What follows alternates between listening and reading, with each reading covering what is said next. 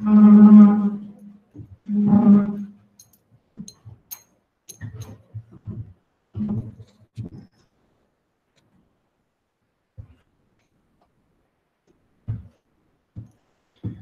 shalom. Shabbat shalom. Shabbat shalom. Shabbat shalom. Sabbath in peace to all of the Hebrews, real brews. All right, we truly a blessing to be here this time in this place, keeping Torah with the children of Israel. And we're going to go into the portion for this Shabbat day. We're going to review the word of the Heavenly Father, getting His laws in us, His laws, statutes, and commandments in our inward parts, that we are blessed in, and we continue to move in the spirit of the Heavenly Father. Okay, so it's and we had the Pesach last night. You know, throughout everybody that came through, it was truly a blessing. It was a wonderful event that we had last night. You see, I think we got a couple of heads missing. Maybe they're getting them slow because they ran a bit late last night. But I'm sure they'll make their way in. All right, all praises. So we are here to keep the Shabbat day, and we are still in the day of the Passover. So we're still in that Passover spirit, and you're going to see according to the portion that we have is according to the Pesach, according to the Passover, the portion that we're going to go into. So without further ado, let's get Colossians 3 verse 17, giving all praises to the Most High in the name of the Mashiach Yahushua. The book of Colossians, chapter 3, verse 17. And whatsoever you do in word or deed, do all in the name of the Mashiach Yahushua, giving thanks to the Most High and the Father by Him. Right. So I understand that we're in the book of Leviticus right now, but according to the way the portions are set up, we're going to be going through the portion that pertains to the Passover. And the portion is Exodus 12:21 to 51 and Numbers 28:16 to 25. All right. That's the portion of the Torah. We're also going to do the half portion, which is Joshua 5 and 2 to 6 and 1. And the time permitting, we're going to do the gospel portion, which is St. John 19:31 to 20 and 1.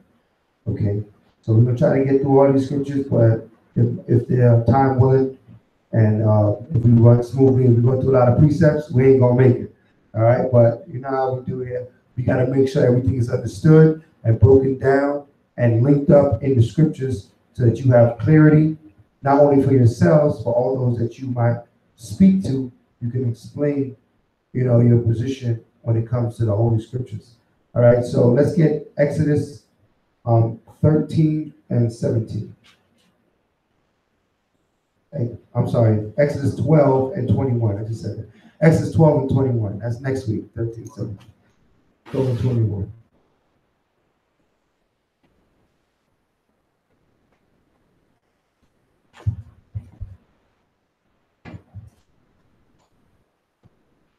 The book of Exodus, chapter 12, verse 21. Then Moses called for all the elders of Israel and said unto them, draw out and take you a lamb according to your families, and kill the Passover. And ye should take a bunch of hyssop and dip it in the blood that is in the basin, and strike the lintel and the two side posts with the blood that is in the basin. Right, so you know, we went over some of these scriptures last night to reiterate. So Moses called for the elders and told the elders to kill the Passover. So to kill the Passover means to kill the lamb, okay, that's going to be cooked, to be received and eaten during the Passover. So it's the law that one of your brethren has to kill the lamb for it to be the Passover lamb. Okay, that means the Passover lamb should not be bought, store-bought, killed lamb that you don't know who killed it. All right, so it's supposed to be the elders went out, killed the lamb, cooked it, and prepared it for the Passover. So that's what we did. We went and we killed the lamb, we cooked it and prepared it for the Passover. Okay, it was not bought somewhere. All right. So understand that this is all according to the word of the Most High. All right. We don't. And none of you shall go out at the door of his house until the morning. Now, the original Passover, the first Passover, when the angel passed over us, no one could go out from their door because the death angel was passing through Egypt. And the only thing that would protect you is you had the blood on the door. That way the angel would not come into that house and kill any of the firstborn. Okay? So that's why they had to strike the two lintels. The lintels are the sides of the door. Or no, the lintels are the top of the door. And the two posts are the sides of the door. They put the blood. When the angel saw that blood, it didn't go in that house. It continued. All right? Now we went over last night. Who was that angel that passed over us when we was in Egypt? The death angel. And what's his name? That's right. Yahushua, Christ. So let's get that real quick in the scriptures. Let's get 1 Corinthians 10 and start from 1. The book of 1 Corinthians chapter 10 verse 1. Mm-hmm. Moreover, brethren, I would not that ye should be ignorant. Right. I would not that you should be ignorant. Mean that what? You need to know this. Don't be ignorant to this fact. Read on. How that all our fathers were under the cloud and all passed through the sea. So he said all our fathers. So whose fathers was passed through the Red Sea? The fathers of what nation? Israel. So when he says all our fathers, if you read the New Testament and you don't know the Old Testament, you might say, well, that was everybody. Everybody didn't go through the Red Sea. Right? When you read the story, when you read in Exodus, there's only one nation that went through the Red Sea. Right? And that was the nation of Israel. So it says all our fathers passed through the Red Sea. Read on. Verse 2. And were all baptized unto Moses. It was all baptized onto Moses. What does it mean to be baptized? Does that mean that you get dunked in water? Is that what baptism is? Huh? Washing of the water by the word. Meaning, you give me something to break. Clarity. Give me clear, concise. What does it mean to be baptized? That you're what? To what? To purify yourself by what? By the word, right? By the word, right? By the word, all right? Meaning that when you put on the Lord's statute and commandments, that is the baptism. When you start keeping the Lord's statute and commandments, you're being baptized. You don't need water to be baptized. Everybody bathes, hopefully, everybody bathes, okay? Everybody in here bathes, let's say that, right? Outside is another story, right? So everybody here bathes. So every time you bathe, you're not baptized. You're washing away physical filth, right? You're washing away physical dirt. But if your mind is still filthy, that water can't help you, okay? All our fathers were baptized onto Moses because what? He taught them what? The commandments, right? The commandments was given to Moses and he gave it to the people. That's the way they were baptized. Let's prove that. Let's get Psalms 119 and verse 9.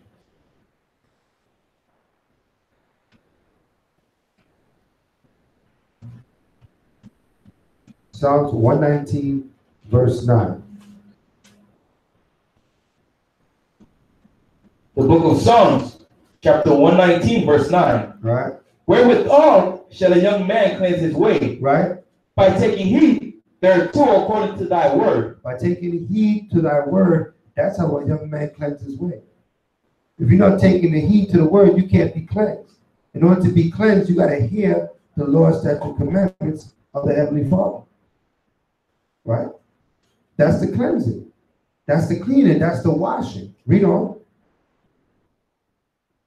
With my whole heart have I sought thee. Right? With my whole heart have I sought thee. Meaning that what? You gotta take heed to this word with your whole heart and seek the Most High. He said, with my whole heart have I sought thee. Where do we go to seek the Most High? In the Bible. Right? We go in the Bible. Right? To seek the Most High. Give me Isaiah 34 verse 16.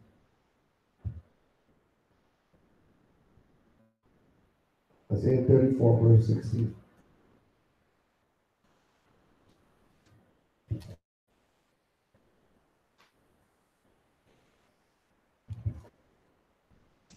Read that.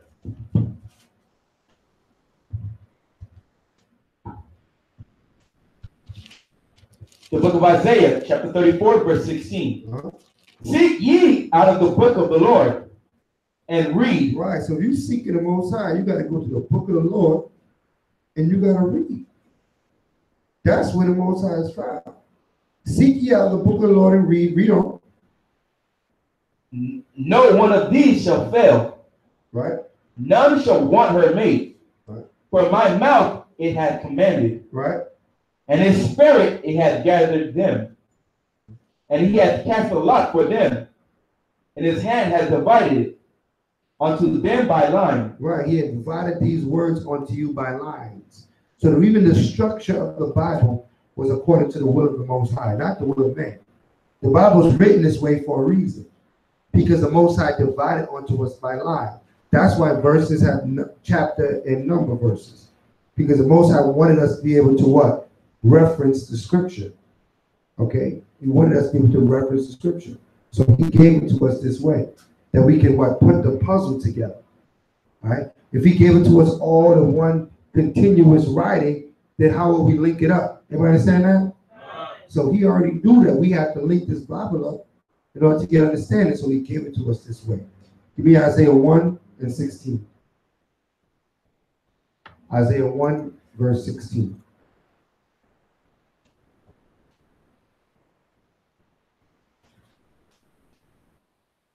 So we're looking and we're going through these scriptures showing that what? How we cleanse it. Right? How we able to cleanse. All right. The book of Isaiah, chapter 1, verse 16. Wash you, make you clean. Put away the evil of your doings from before mine eyes. Right. Cease to do evil. Right. So he said, wash you, make you clean. Right? Because I see your evil. And he said, what? Cease to do evil. So that when you wash, what do? You're ceasing to do evil. Everybody see that? That's the washing. When you stop being wicked. You can't go get baptized, leave from being baptized, go light a cigarette up and continue doing what you were doing. And then somebody asks, have you been baptized? Yeah, I went and got baptized last week. And you're looking at a person like, well, are you keeping the commandment? What happened? Well, I went to the priest. He got me. I got baptized. I got baptized last week. A lot of people always say I got baptized. If you're in a baptism, you want to walk in the ways of the Most High. Come? Read that again. The book of Isaiah, chapter 1, verse 16. Wash you, make you clean. Wash you, make you clean. Read on. Put away the evil of your doings. How do you wash you? By putting away the evil of your doings. So it says, wash you. You wash you. You're looking for somebody to tell, well, who baptized you? You got to baptize you. You got to stop doing wicked. You're the one that's going to wash you. We'll give you the water, right? We'll give you the cleansing agent, but you have to then go cleanse your way. You can come here and hear the word of the Most High, but if you leave here and you continue in the works of this world, then you haven't washed you. You haven't cleansed you. Okay? You can't say, well, brothers ain't baptized me. We gave you the water. Okay? The water is, we all receiving the same water. That's why it said all was baptized unto Moses. Right? All was given the water. Right? Some were rebellious and they got dealt with. They got judgment. Some heard the word and continued in righteousness. Read on. From before mine eyes, cease to do evil. Right? Learn to do well. Learn to do well. All right? The best way to cease to do evil is to learn to do well. Right? If you know how to do it the right way, then why do it the wrong way? A lot of times it's ignorance that puts us in sin. I believe it was last week or the week before we went over what the sins of ignorance. Okay? And the sacrifices of sins of ignorance. You didn't know better, so you didn't do better. Because that's all you knew. So you sinned, but it was in ignorance. Now you're still guilty of that sin, but that's why the scriptures say, learn to do good. If you slow down and say, well, how do I do this the right way? And if you don't know, ask somebody that's in the scriptures, right? They can show you, have to ask them to show you in the scriptures how to do it. Okay? Now you're learning to do good. Read on. Seek judgment. Right? Relieve the oppressed. Come on. Judge the fatherless. Come on. Plead for the widow. Come on. Come now and let us reason together. Come now. After you can do all these things, now the Most High says, listen, we can reason together with you. You're cleaned up. You're washed. You can receive. I can talk to you now. Most High ain't talking to you in the midst of your wickedness. Hope you understand that. Well, in the midst of our wickedness, the Most High going to leave you alone. He's going to separate himself from you. All right? When you do righteous, that's when the Most High comes nigh unto you. That's when he starts to speak to you. That's when he starts to show you what and where to go and what to do. But if you want to be wicked, he's going to part himself from you. We're going to prove that in a moment. Read on. Though your sins be as scarlet, right? They shall be as white as snow. Man, your sins are scarlet. What color is scarlet? Red. Very red, huh? So if your sins are like scarlet, he said you're going to be white as snow. Now what it means, he's going to take away all your sins. He's going to take away all that red, all that scarlet. All right? And you're going to be white as snow. Right? Because you washed you. He's going to take it away. Read on. Though they be red like crimson, right? They shall be as wool. As wool. Right? Crimson is another deep red. Right? But it's going to be like wool, like the lamb's hair, which is white. Read on. If you be willing and obedient. If you be what? Willing and obedient. You see, those two things got to go in hand. You can't be here because you feel like somebody forcing you. It says, if you be willing and obedient, you got to be willing to be obedient. Somebody twisting your arm, so that's why I can't. Yeah, I can't Sabbath because they twisted my arm. Right? You being obedient because somebody got your arm in a vice. You're not being willing. The Father requires us to be willing and obedient. You got to want to serve him. You got to want to see righteousness abound. All right, read on. Ye shall eat the good of the land. You're going to eat the good of the land. Come on.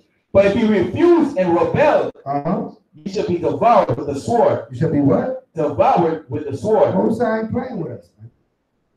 If you refuse to do his will, and you're going to be devoured with the sword. Okay. So we go through these scriptures, just we want to concentrate on the washing. Give me Ephesians now. Right. Get the book of Ephesians. So we see what this washing really is. It's putting away evil works. It's putting away wickedness. That's the true baptism. All right. John did baptize in water, but that was a symbolism for what the word was going to do. Once you receive the Spirit, the Holy Spirit, sent by Yahushua. All right, read that. Read Ephesians 5:26. The book of Ephesians, chapter 5, verse 26. That he might sanctify and cleanse it with the washing of the water by the word. Come on. That he might present it to himself a glorious church. All right. Not having spot. Not having what? Spots. Right, not having spot. So this is not physical. This washing of water by the word, this word cleansing, right, is going to take away all the spots. We just read. It's going to take away the crimson. It's going to take away the scarlet. He said you're going to be white. You're going to be like wool. That's what the word does. Read on. Or wrinkle. Or wrinkle. You're going to have a wrinkle in you. Read on. Or any such thing. Right. But that it should be holy. Come on. And without blemish. Without what? Blemish. Without blemish. So there's no water that can do that. Okay? There will be no blemish on you whatsoever. That can only be the word that can do this. Right? Only the word can do this. Only your obedience to the word can do this. Because you can hear the word all day, but say, I'm going to baptize, I'm going to listen to scriptures all day. That's not how the baptism works. You got to do the work. That's why the scriptures say, wash you, make you clean. You got to do the work so you can be baptized. Okay? Just hearing the word ain't going to baptize you. Come on. Give me that. Hold on. Read that. Romans 2 and 13. The book of Romans, chapter 2, verse 13. For not the hearers of the law are just before the Most High. Come on. But the doers of the law shall be justified. But the doers of the law shall be justified. Give me St. John 5 and 3. Where you going? James 1 and 22. Okay.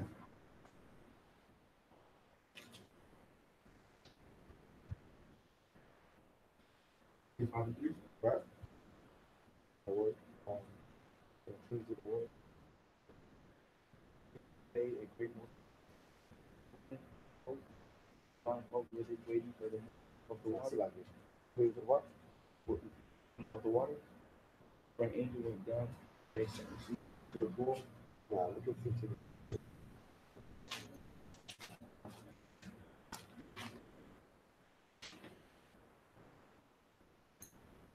Yeah.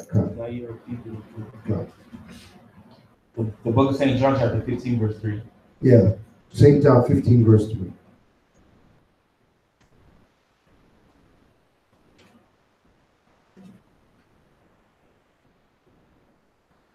Read that.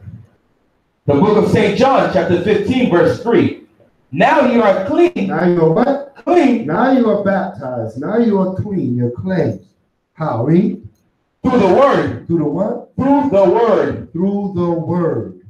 Now you are clean through the word. So what has to happen? You have to hear the word. You got to be obedient to the word. And now you are clean through the word. So that's the baptism that our forefathers got with Moses. So go back to 1 Corinthians 10. And let's finish that. 1 Corinthians 10. So it's not just hearing. It's not just, you can put water on you all day. You could be dunked. You could be, dunked in the water by the high priest.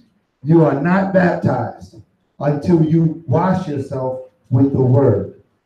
All right? You're cleansed with your obedience to the word. That's what brings you a cleansing. That's what brings you to a washing. All right? Read that. The book of 1 Corinthians, chapter 10, verse 3. Uh-huh. And did all eat the same spiritual meat. And did all eat the same spiritual meat. Come on. And did all drink the same spiritual drink. Uh-huh. For they drank of the spiritual rock that followed them. Come on. And that rock was Christ. Right, that rock was Christ, was Yahushua. So that's the rock that passed through Egypt, the angel, right, that passed through Egypt and smit the firstborn of all the Egyptians. Okay, so Christ is our salvation. And he's going to fight for us. He said he's going to fight for us. Okay? He said he's going to resurrect. He said all that came against Yerushalayim. Matter of fact, give me that. What's that, Joel? All that came against Yerushalayim. I think it's Joel 3. Look at this.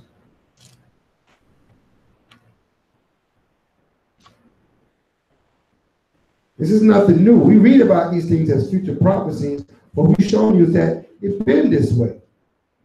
The Most High has always sent his angels to rise up and fight against those that come against his people. So what will be different in the future?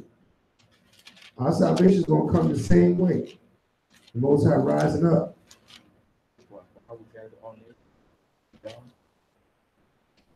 Joel, right? You know what? The valley of Jehoshaphat, and will plead with them for my people. Yeah. Joel chapter 3, verse 1.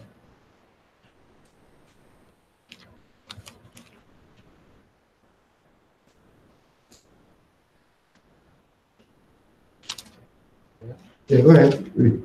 The book of Joel chapter 3, verse 1. For behold, in those days and in that time, when I shall bring again the captivity of Judah and Jerusalem, I will also gather all nations, and I will bring them down into the valley of Jehoshaphat. Right. So he said he'll bring again the captivity of us. I mean that he's going to take it away again.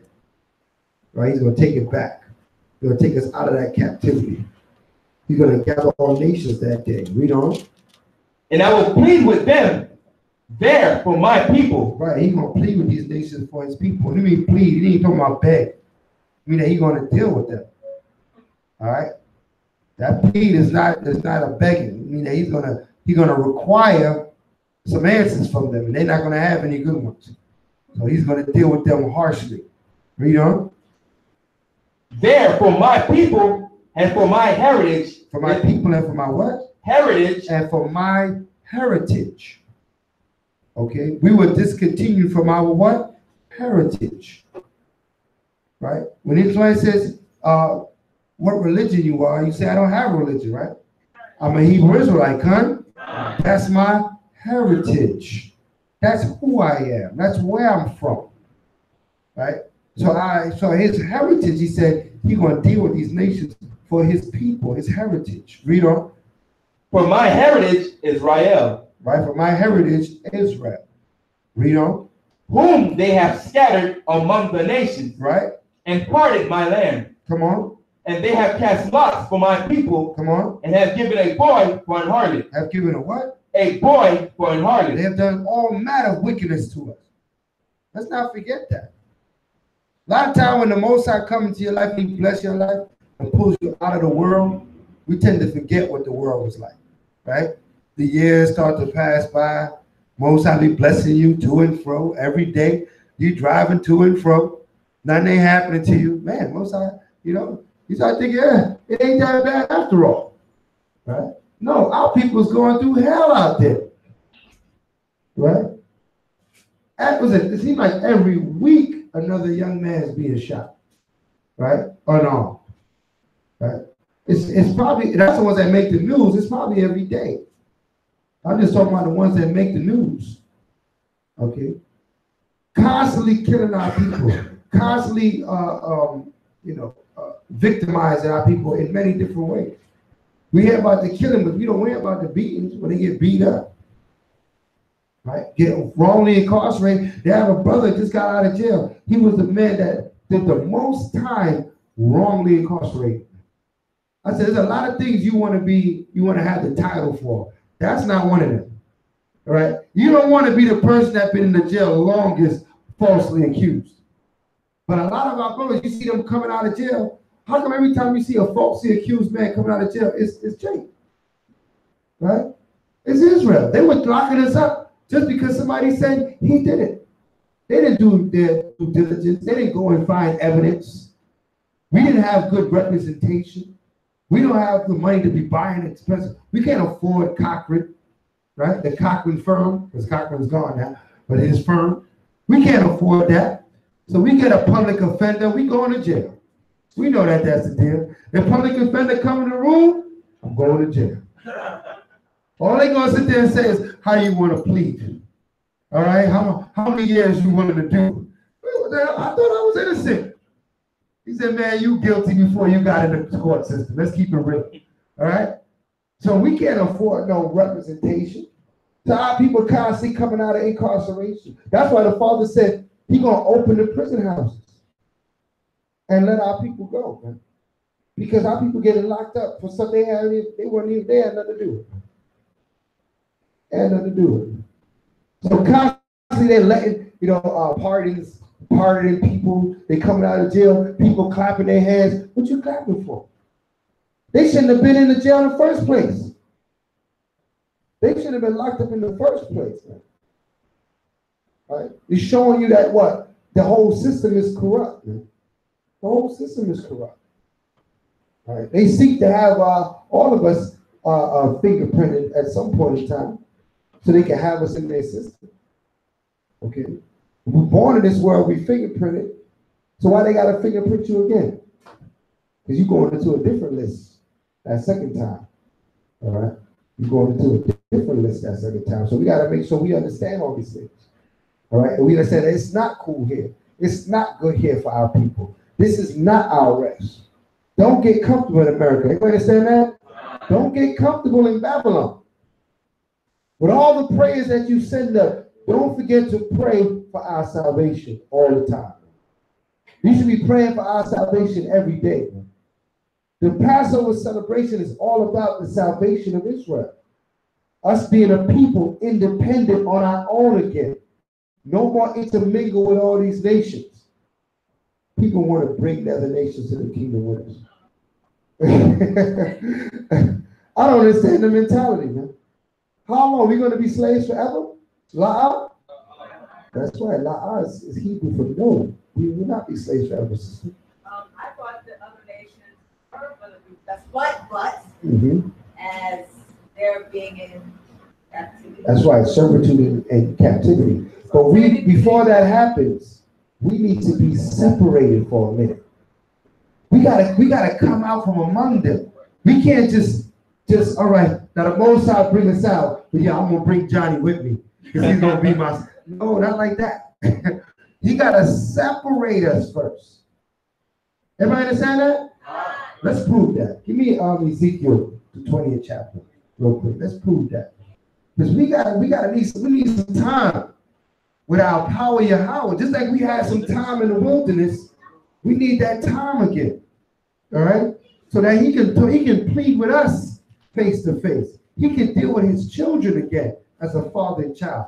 Then we're going to come back and take care and pick up these nations and know what to do with them. Right? All right, I have another question. In regards, because I'm honestly I'm a little stuck because I see different.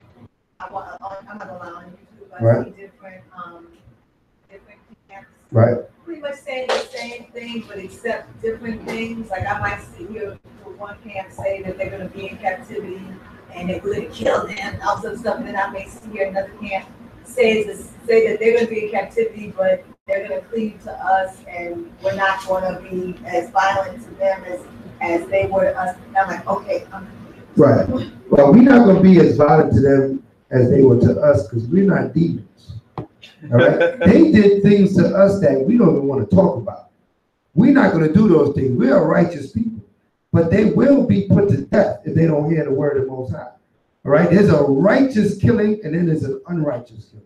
All right? We're not going to be opening up bellies and throwing babies around and all that. That's madness. That's wickedness. That's demonic. All right? We're not a demonic people. But judgment will reign. Right? Judgment will come down. But when? Right? Well, hold on, but let's answer the first question before you get more questions, because I know you got a lot of questions. Before we open up that can of questions, let's deal with the first question. Let's get Ezekiel. Let's deal with Ezekiel first, because that everybody can eat of this. Well, come. Ezekiel 20:33. Ezekiel chapter 20, verse 33. Okay, let's deal with that. Because this is Passover time. And Passover time is salvation time. So we're going to go through a lot of scriptures dealing with salvation. And you can't talk about salvation without actually going into the salvation, right? Read that. The book of Ezekiel, chapter 20, verse 33. As I live, saith the Most High, surely with a mighty hand and with a stretched out arm and with fury poured out, will I rule over you. Will I what? Rule over you. Right. So the Most High said he's going to rule over us, right? Close to us. We're not going to be praying to the Most High wondering, I wonder if he hears my prayers. No, he's going to respond. There's going to be a whole different relationship with the Most High. All right? He will be in the midst of us for real. All right? Read on. And I will bring you out from the people. I will bring you out from what? From the people. Read on. And I will gather you out of the countries wherein you are scattered. Right, so he said he's going to bring us from the people, meaning that all these nations, he's going to separate us from them. He's going to bring us from everywhere that we're scattered. He's taking us from these places. Read on. With a mighty hand. With a mighty hand. Read on. And with a stretched out arm. With his power, we're going to make sure that we are all away from these other nations. Read on. And with fury poured out. And he's going to bring judgment and death and destruction when he takes from among these nations. Meaning he ain't going to just take us quietly and peacefully. He's going to be destroying these nations as he take us out. Read on. And I'll bring you into the wilderness. And I'll bring you where? Into the wilderness. Now, a wilderness, what's the word wilderness mean? This is an undeveloped area. This is an area that there's no cities, there's no nations, right? This is an area that is still in a primitive state. Read on.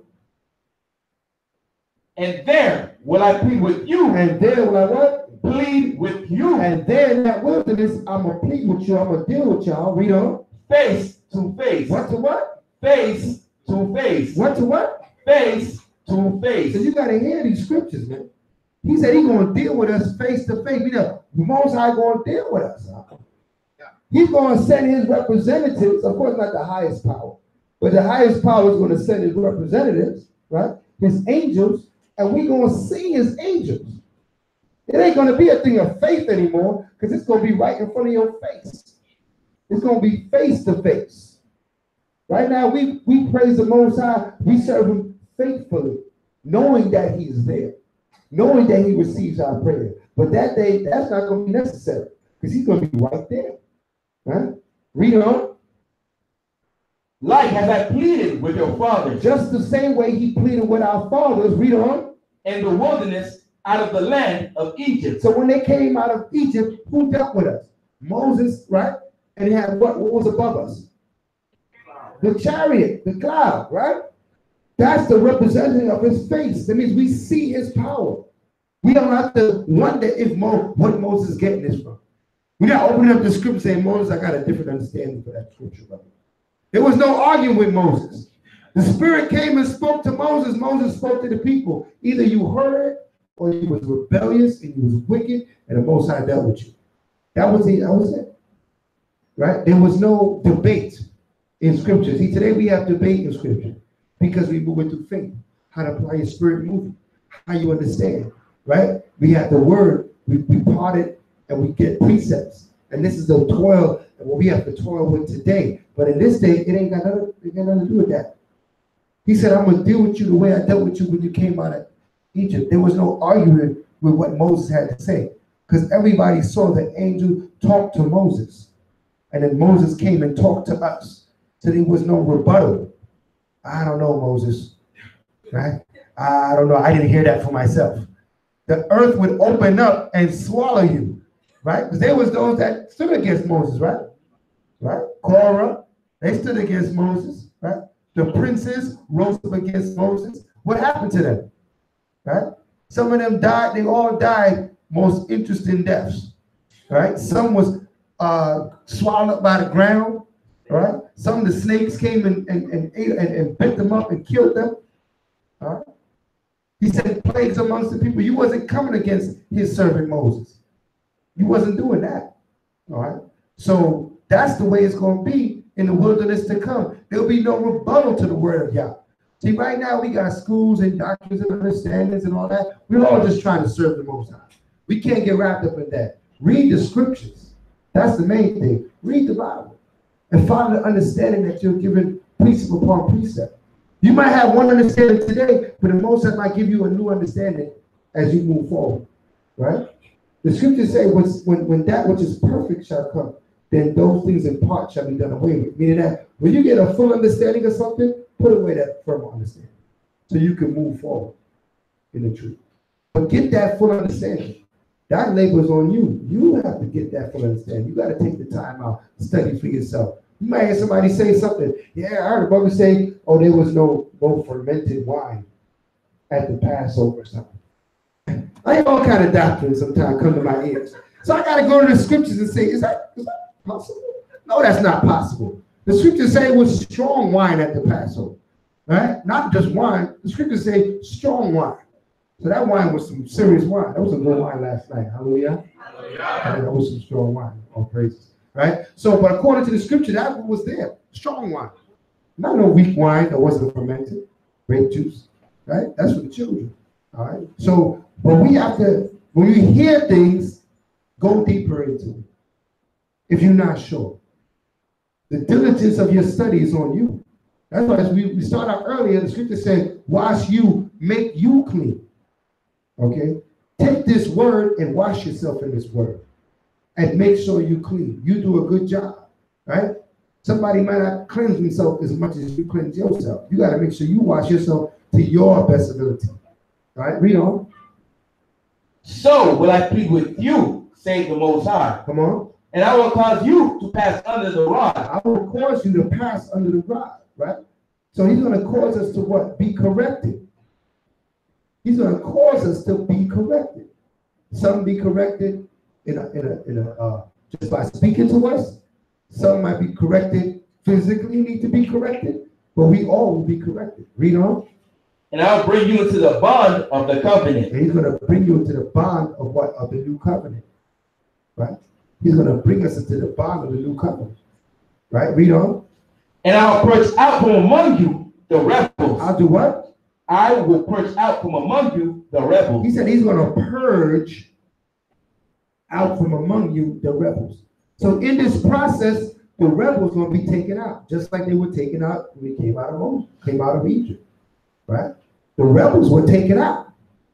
The rebels will be taken out again. If you have a rebellious spirit, there'll be no debate, right? That's why we have to most understand. There won't be a debate. It won't be. But brother, I see the scripture saying this, right? There's no more. That's done away with. Either you're gonna follow, do what the Father said, or you're gonna be dealt with. Straight up. Grace and mercy has an end time. Just like we're under grace and mercy. That's a beautiful thing because we got time to mess up, get it right. Rehearse the righteous acts. Grace and mercy has an end point. We got to be prepared for that point. You got to prepare yourself to follow instruction of the Heavenly Father. That's what you're practicing to do right now. So when that time comes, you're already in the spirit anyway. Most I say you got to keep the Sabbath, man. You've been keeping the Sabbath. That's not difficult for you. So it's giving you what? You got a head start right now in keeping the Lord's statutes and commandments. Everybody understand that? Read. And I will purge out from among you the rebels, right, and them that transgress against me. Come on. And I'll bring them forth out of the country where they sojourn. Come on. And they shall not enter into the land of Israel. Right. Some will not make it there. So not everybody that leave here will make it there. You might make it to the wilderness. That don't mean you make it to the kingdom. You still got steps, man. A lot of us go, I can't wait till this kingdom is destroyed. I can't wait. Listen, be prepared, man. Be prepared for that day. Careful what you ask for. Okay?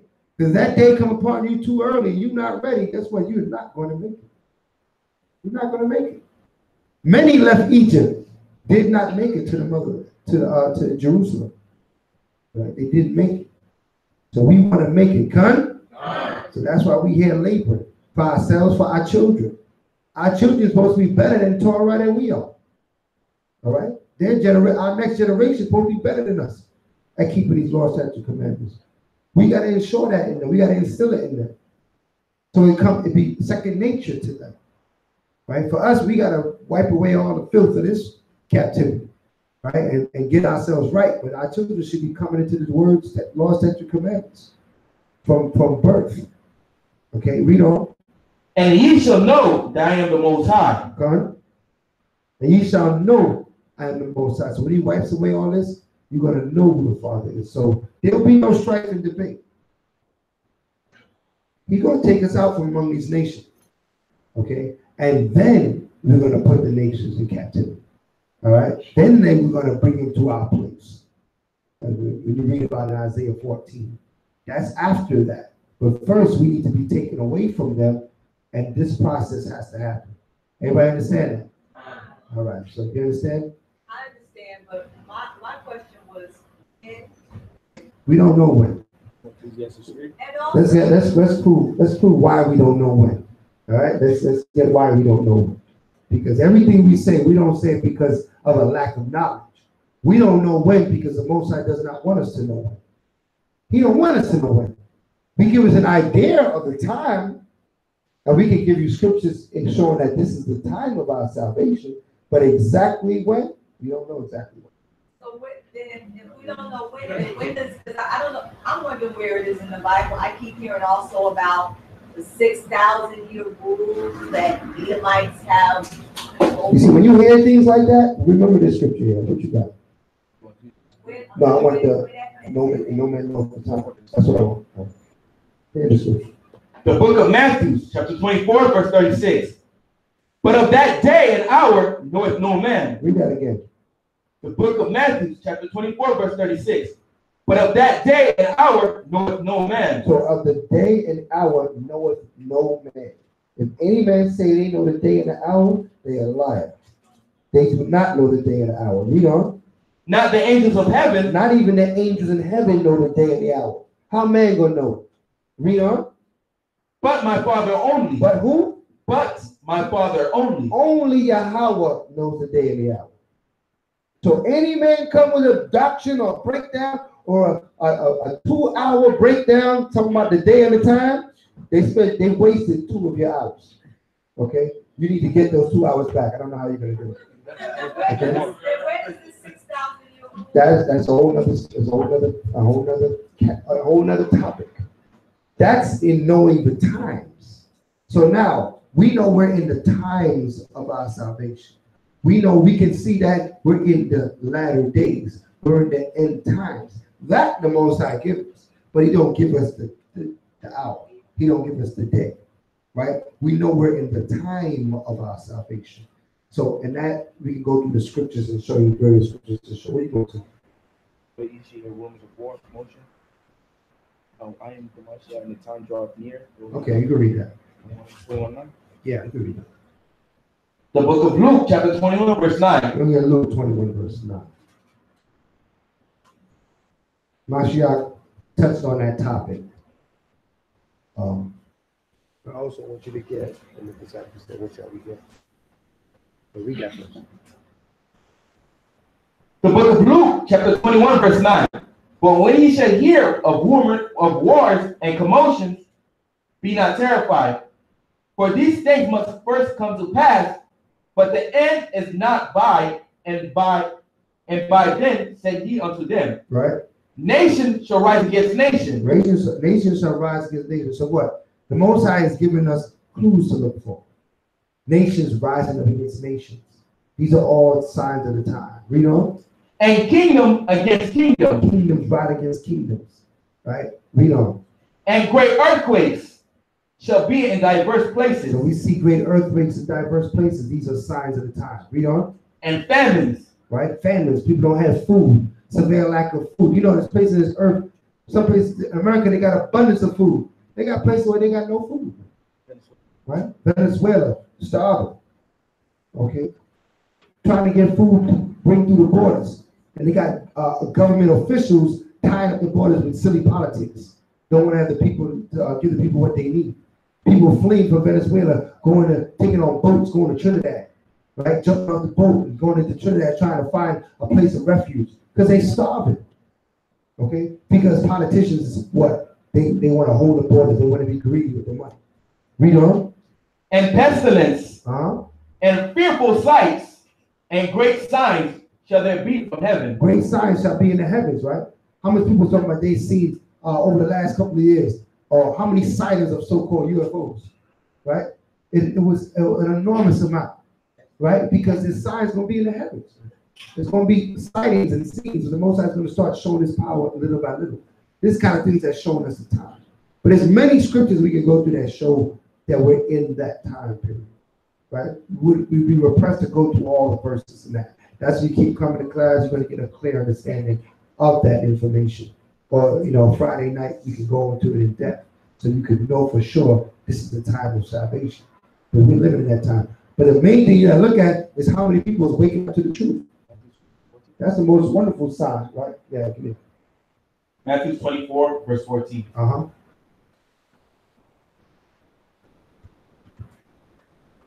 Read it. The book of Matthew, chapter 24, verse 14. And this gospel of the kingdom shall be preached in all the world for a witness unto all nations. Come on. And then shall the end come. You see that? So as this word is preached throughout all the earth, then the end will come. So people might say, well, I've been seeing wars. I've been seeing this. But what you haven't seen is all Israel waking up. That you haven't seen before. And that's what's happening now at a pace that it was an unprecedented pace. You're going to see more and more sisters and brothers knowing that they're Hebrew Israelites than you ever knew before. There was always a remnant there. A few brothers, a few sisters, they knew they were Hebrew Israelites. Maybe some of our grandparents might have made a little mention of things. But now it's going to be on full-on scale throughout the whole earth. Everybody's waking up. They're using the internet. They're using the different technology, that this word is reaching every four corner of this earth. Brothers is traveling, right? They're setting up Knesset and little sanctuary schools everywhere. Everywhere. Not just in America. Okay? So understand that that's a sign of the time. All these are signs of the time that we're living in, that our salvation is nigh. But no one knows the hour or the minute or the time or the month or anything to that effect. No one can make that proclamation. All right? Only the Father. So let's get back to the portion. I just want to clarify that. So let's get back to the portion at hand. So we are in Exodus. For those that may have came in afterwards, the portion for this Shabbat day is Exodus 12 and 21 to 51 and Numbers 28, 16 through 25. Pick it up in Exodus 12 and 23. Exodus 12, 23.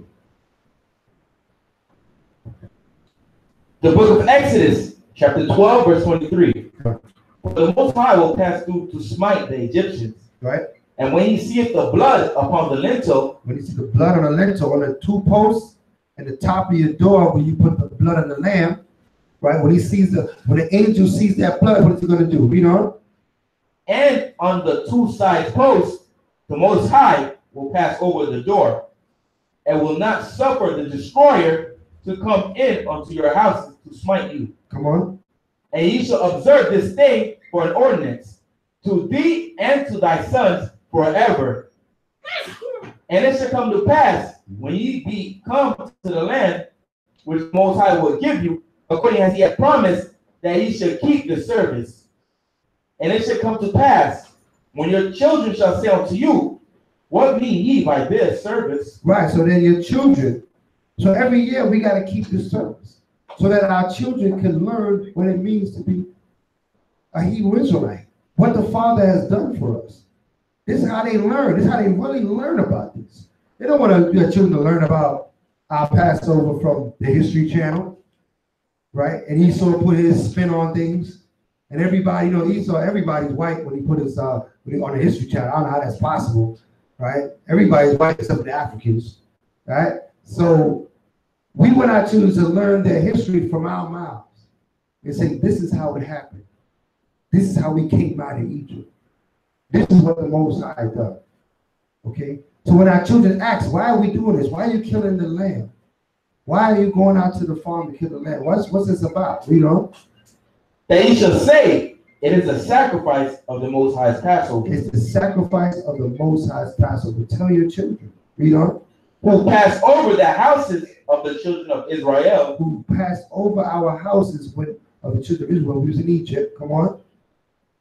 In Egypt, when he smote the Egyptians. That means you could tell them that God killed our oppressors. You understand that? That's something you never hear in church. God killed our oppressors. God killed our slave masters. You're not going to hear that in church. Okay? That the Heavenly Father, the creator of heaven and earth, the sea and all them is, sent his son to kill all those that came against his Lord's chosen people. Okay?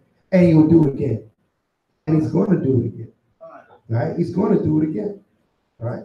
That's the lesson that you tell your children. You got to simplify things with children. You can get into the long breakdowns. They can understand scripture, but sometimes you got to give to them raw and say, listen, God hates everyone that hates you. I mean, there's no other way to tell them. But they need to understand that if somebody hates you, these nations that hate us, God hates them. Straight up and down. Clarify. Now we can go into the scripture and you can give explanations and understandings, right? But you need to make things very straightforward and plain. All right? God don't love them that don't love you. Right? The scripture say he will bless them that bless you and curse them that curse you. That's what the scripture says. All right? What do you want to know? Righteous. Nah, just read on here. When he smote the Egyptians and delivered our houses. And the people bowed their head and worshipped. And the children of Israel went away. Right. And did as the Most High had commanded Moses and Aaron, so did they. So the people bowed their heads and worshiped. Which people bowed their head and worshiped? Which people? Who? No. The Egyptians. Stay with the story. The Egyptians bowed their heads and worshiped the children of Israel as we went out of it. Why do you think that they were giving us all this stuff? They bowed down to us. So don't think that that nations bowing down to you is something new. When the Most High showed his power in Israel, these nations bowed down and worshiped the children of Israel and said that God is truly with you. The realization is going to come on these nations that, wait a minute, you are the children of the Most High Yah. And they're going to bow down to you. Don't be alarmed. Don't be afraid. When they bow down to you, they're doing a just thing. They're doing a righteous act. They're showing that what they understand who you are. You need to understand who you are. For you to understand who you are, you got to understand who the Messiah is. You got to understand who the Most High is. You got to be order. It got to be order.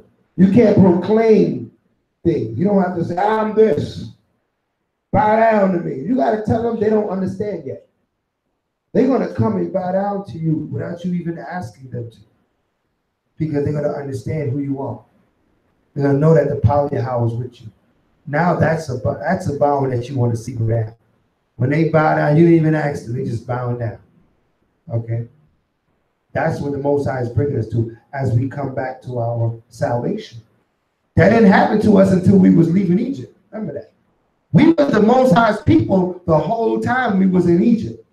Okay? We was always Yahweh's chosen. When we was lifting them heavy pots and making that brick without straw, we was the Most High's people making brick without straw. Right? We didn't become the Most High's people in Egypt. We was already there before we got there. To show you that what? We don't have to proclaim things. The Most High will move things around us. We just have to what? Speak the words of the Heavenly Father. Be righteous. And everything else is going to happen according to plan. Everybody understand that? Read on. Verse 29. And it came to pass that at midnight, the Most High smote all the firstborn in the land of Egypt. Okay. From the firstborn of Pharaoh that sat on his throne, unto the firstborn of the captive that was in the dungeon. And all the firstborn of the cattle, and Pharaoh rose up in the night, he and all his servants, and all the Egyptians. And there was a great cry in Egypt, for there was not a house where there was not one dead. There was not a house that there was not one dead. Meaning that the Most High doesn't care what stature these nations are in. Some of them feel they're special because they're rich. Or some people, they say, oh, well, he's a poor Edomite. He's different than the rich ones. He's the same.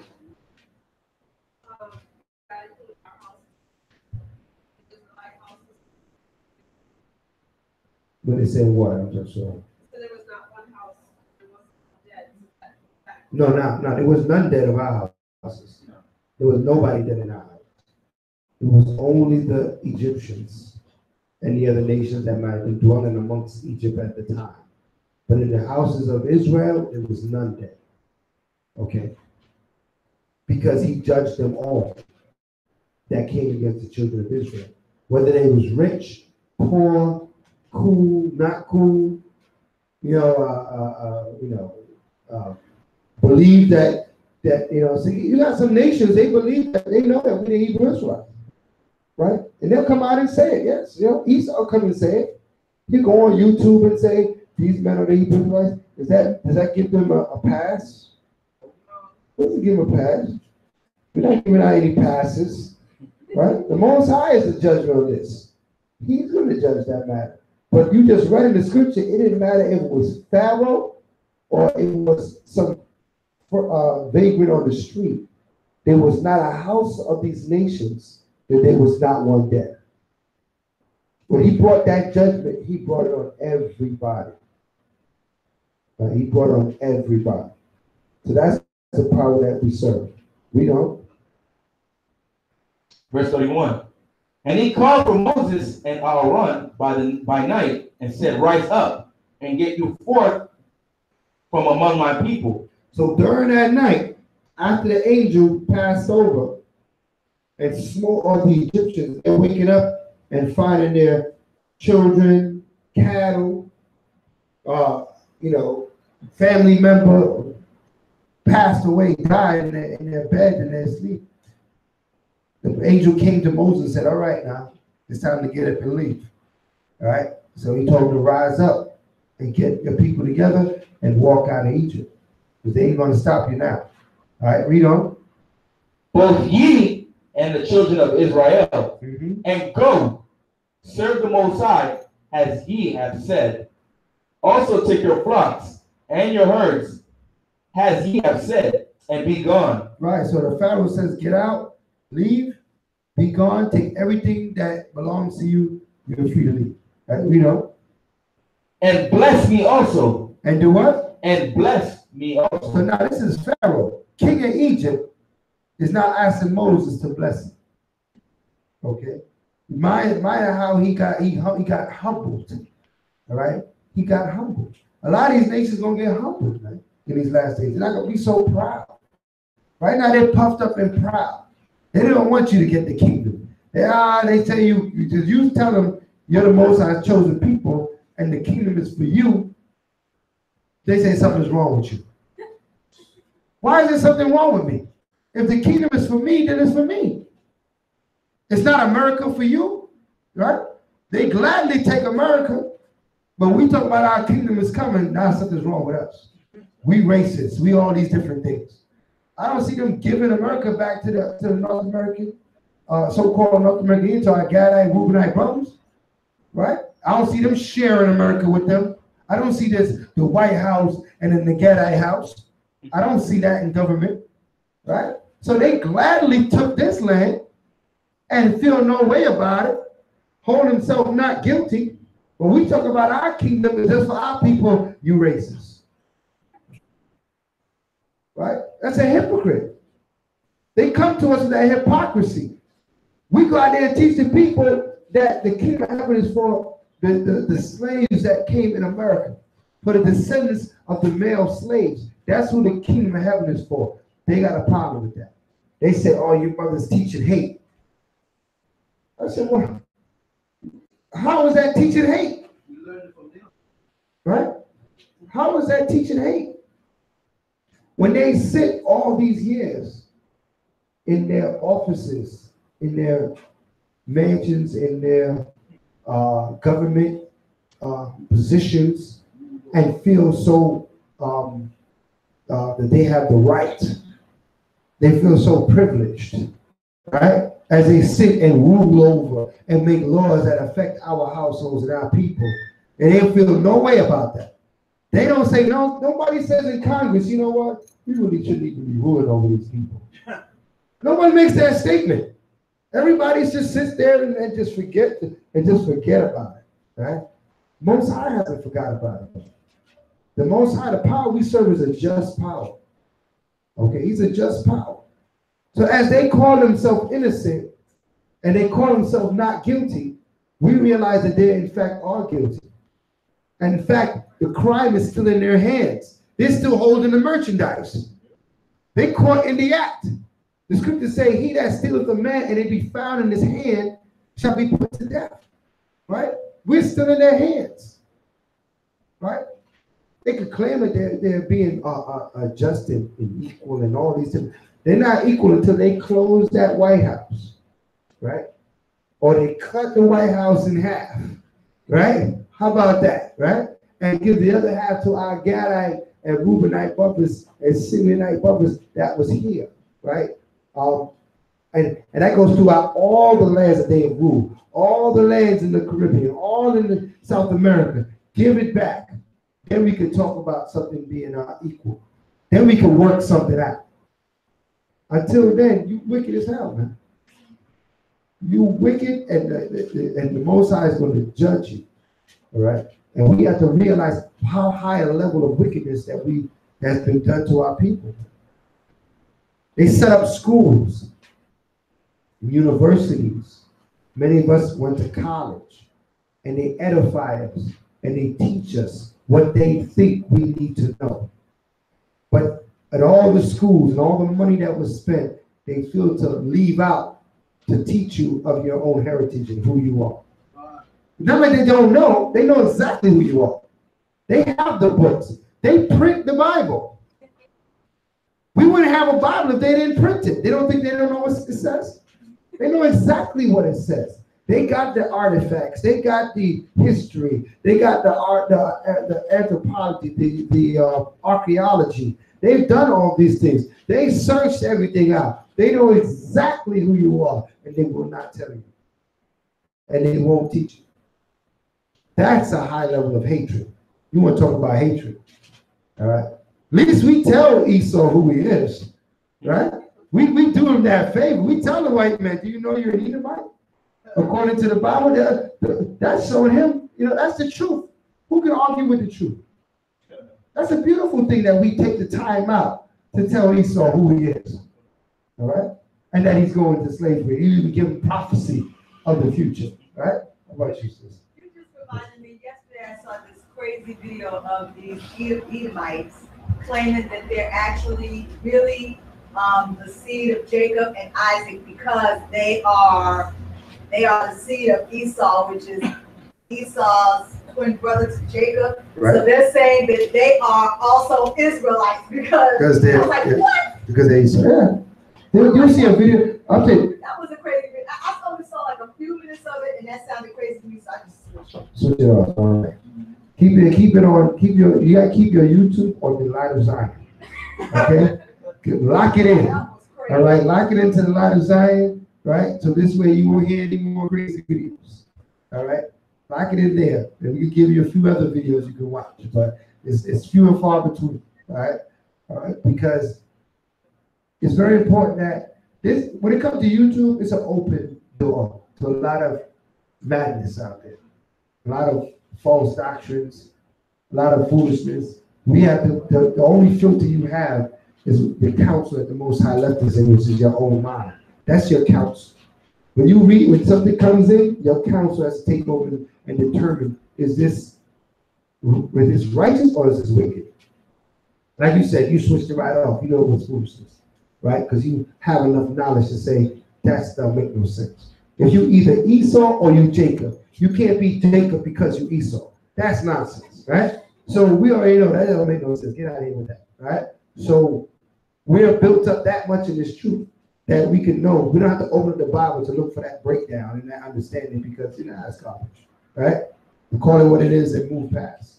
All right. So as you all, everybody goes on YouTube, everybody looks and gets edification from different sources, right? But you gotta, make sure you start to filter down some of these sources.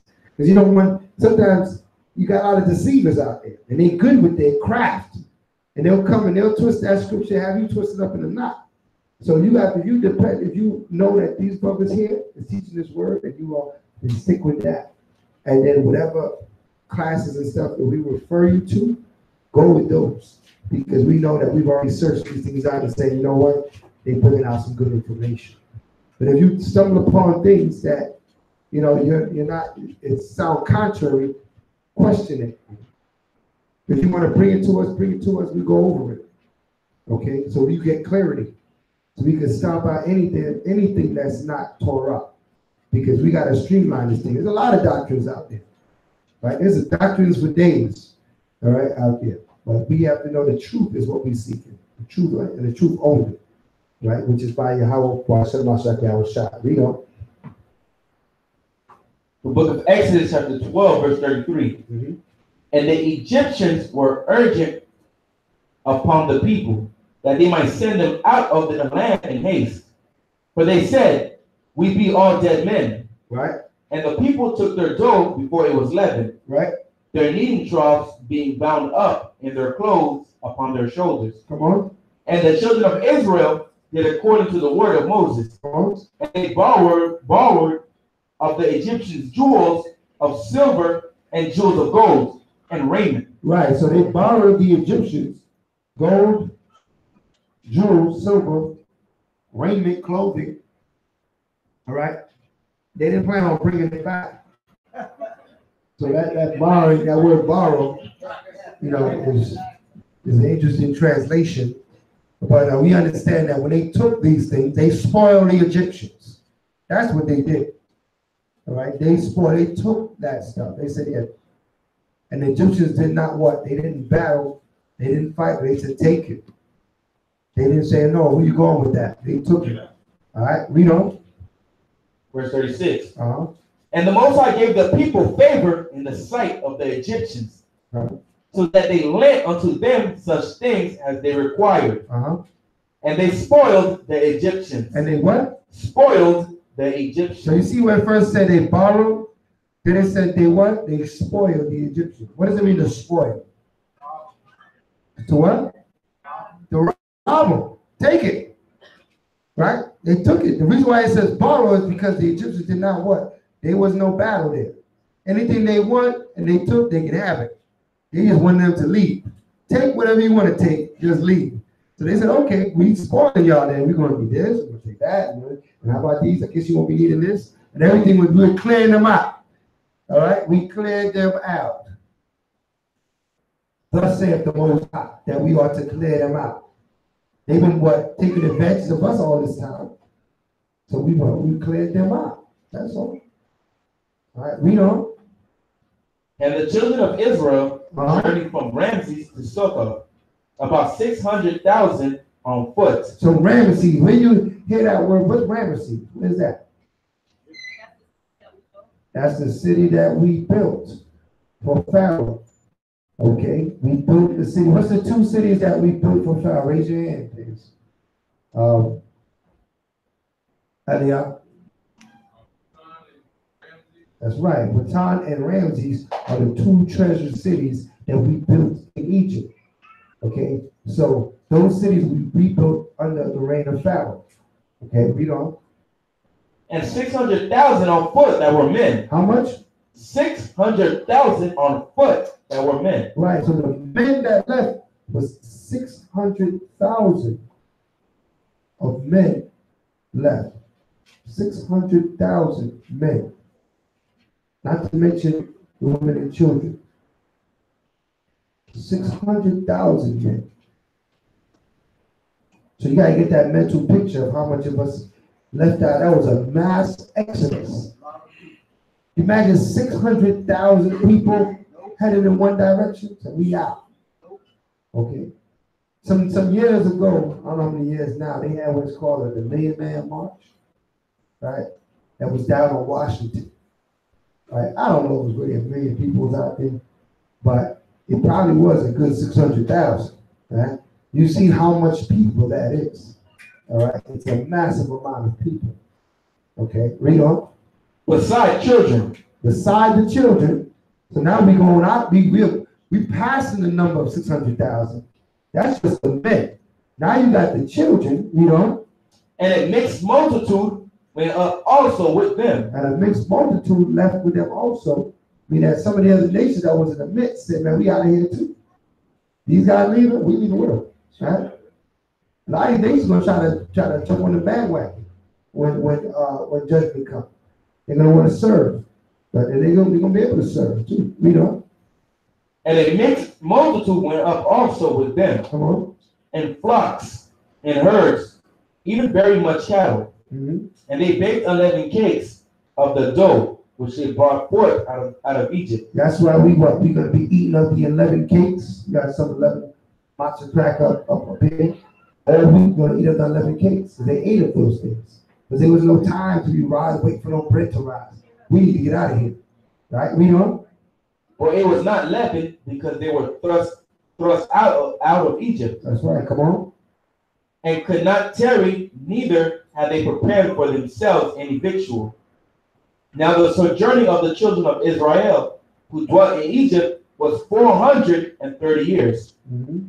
And it came to pass at the end of the 430 years, even the self same day, it came to pass that all the hosts of the Most High went out from the land of Egypt. Right. And it is a night to be much observed. It's a night to be what? Much observed. Right. It is a night to be much observed. So we observed that night last night. Come. And it's a night to be much observed, meaning that you put your all into it. And everybody did a wonderful job last night. Again, I would give thanks to everybody that helped set up the venue. You did a great job. The place looked wonderful. Again, the brother, that labored over the lamb, Micah Allah, Shamar Shabbat, Yashapa. What you did, Malachi? What you raising your hand? What did you do with the lamb? All right. All right, Malachi. I'm a one, Tazia one. No, what did you do with the lamb? But eat it. Huh? I didn't get to the people that served yet. We're talking about the lamb right now. All right? Everybody that labored in the love of the lamb was excellent. It came out really good. Also, all those that made the 11 cakes, that was a wonderful 11 cakes that was made. Sister Althea made 11 cakes. Sister Saparia. Who else made 11 cakes? Brother Zaab, right? Made 11 cakes. Y'all on his government, right? They made 11 cakes. All right. So that was also a great addition to the night. And Lapala took care of the blends. The elder Lap, the wine was on point. He blended up right. And everything was done, in a great fashion. Much, that's what they say, much observed. So everything was much observed last night. You know what I mean?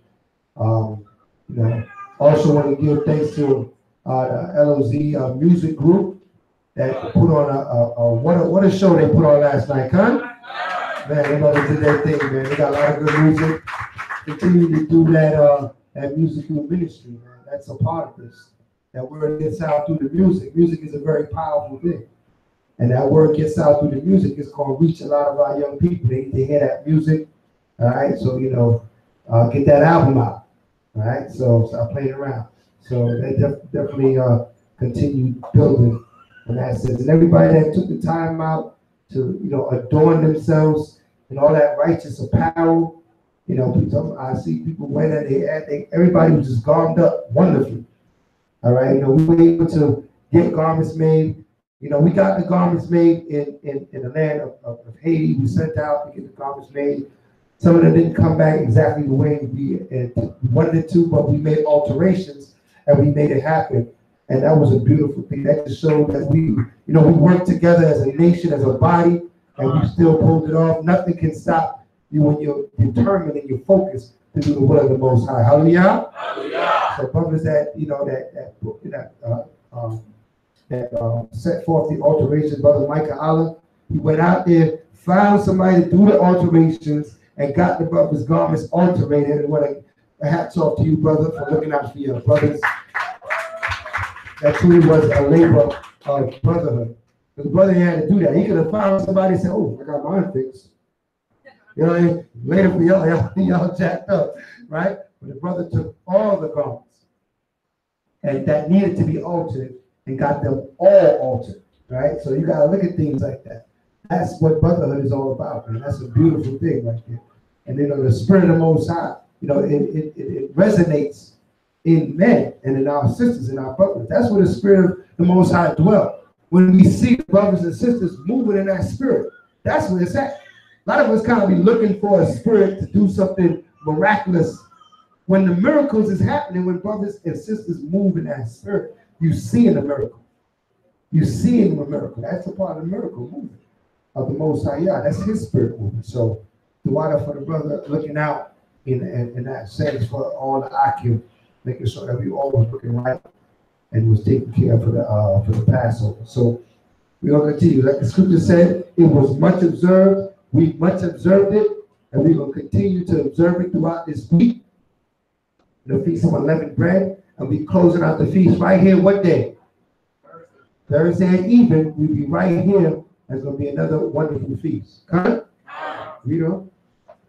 Book of Exodus, chapter 12, verse 42. Mm-hmm. It is a night to be much observed, Right? unto the Most High, Come on. for bringing them out of the land of Egypt. Right.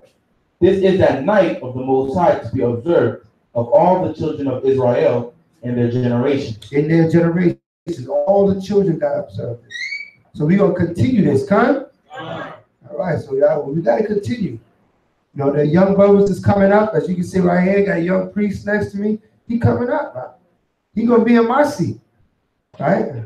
Right? He gonna retire me. Right? And then the brother that he teaches going to come up behind him, because we're going to continue to keep this rolling, Con? And your children are going to be ones keeping the service. All right? The little ones here, little Zion here, you got to keep the feast, Con? That's right. You got to keep the feast up, because we can't do it forever. We're going to pass on. Right? Right, Caleb? You got to keep the feast? Con? That's it, Con. Right? You got to speak up, man. The Most High, we dependent on y'all. That's why we teaching y'all, because we got to keep this thing going. Read on.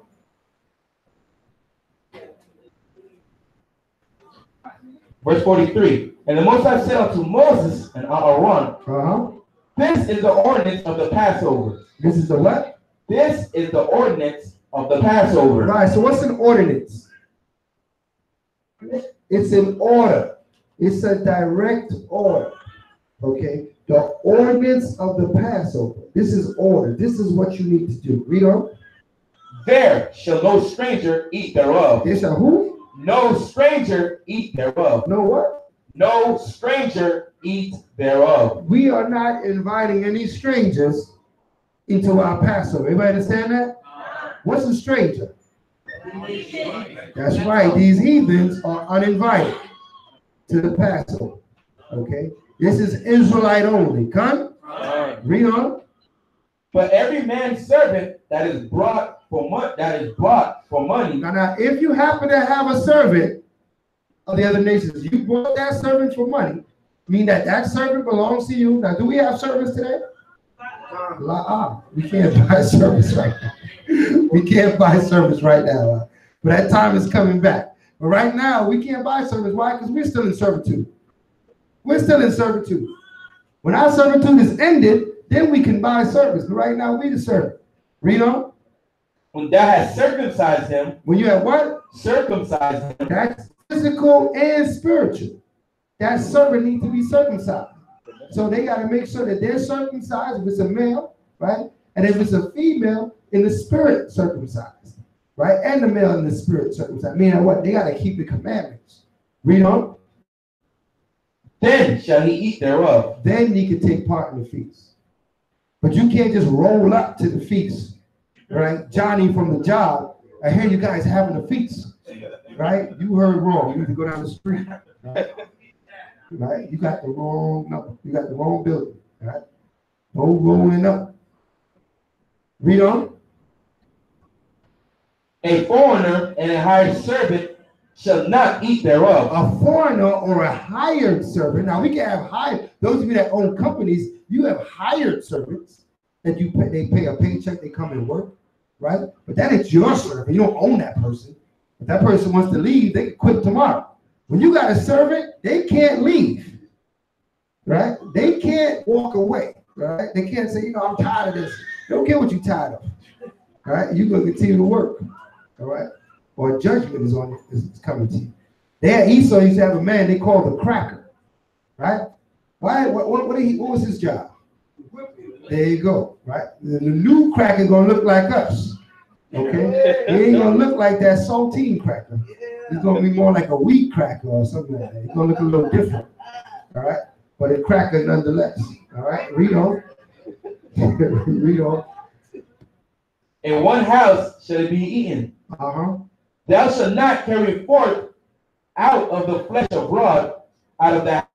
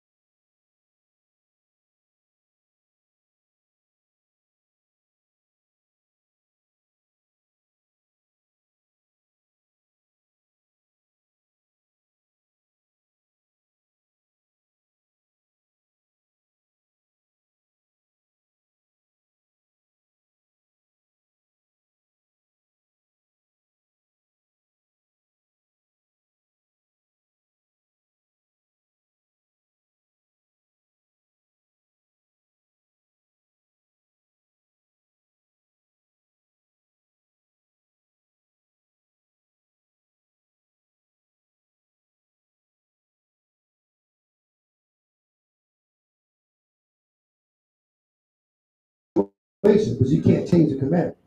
All right? Situations can change. You understand that? You put yourself in a position to keep Yah's commandments. That job is on you. So understand that once that mind, that spirit has been circumcised, your heart has been circumcised, you are under. You gotta keep the commandments no matter what. right? You're going to be convicted in your own spirit, in your own kind of will of the Heavenly Father. Nobody's going to have to tell you to do it, or that you have to do it, or remind you to do it, that you will do it. All right?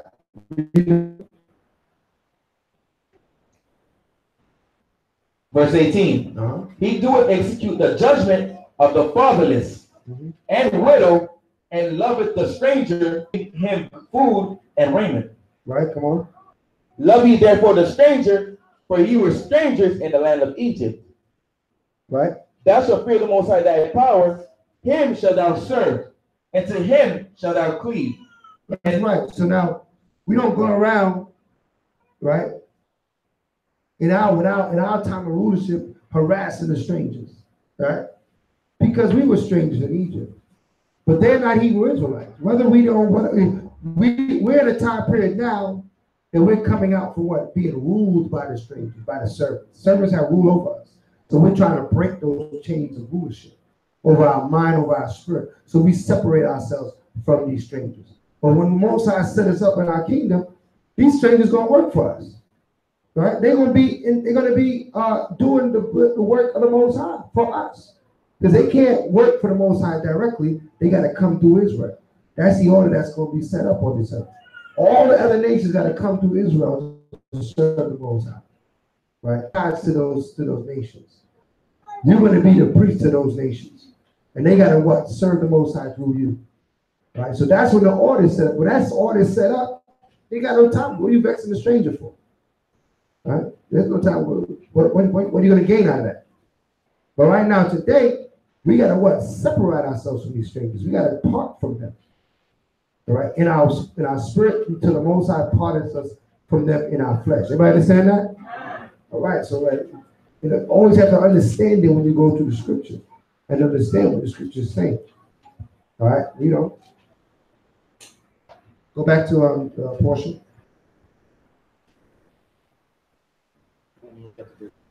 Connie. But you chapter what? 13. Oh no, now you go to Numbers 28:16. Numbers 28, verse 16. Let's go to Numbers 28, verse 16. So we took care of Exodus. We go to 28, 16 through 25. Verses 16 through 25 of Numbers 28.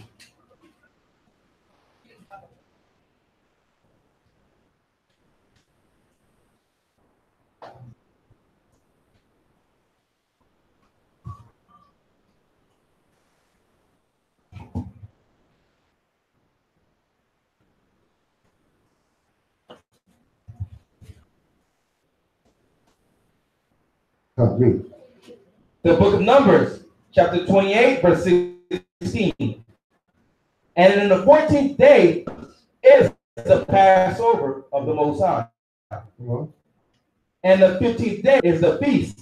7 days shall unleavened bread be eaten. Right. And in the first day shall be a holy convocation. Ye shall do no manner of servile work therein. But ye shall offer a sacrifice for a burnt offering unto the Most High. 2 young bullocks and 1 ram, and 7 lambs of the first year. They shall be unto you without blemish. And their meat offering shall be of flour mingled with oil. Right, so the meal offering shall be flour mingled with oil. What is that talking about? The cakes.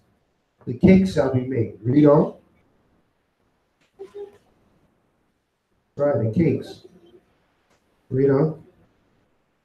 Like the cakes, the 11 cakes? You enjoying the cakes? All right, read on. Verse 21. A several 10 deal shalt thou offer for every lamb throughout the 7 lambs. Right, so for every lamb, there was a certain amount of cakes that were made in conjunction to the lamb.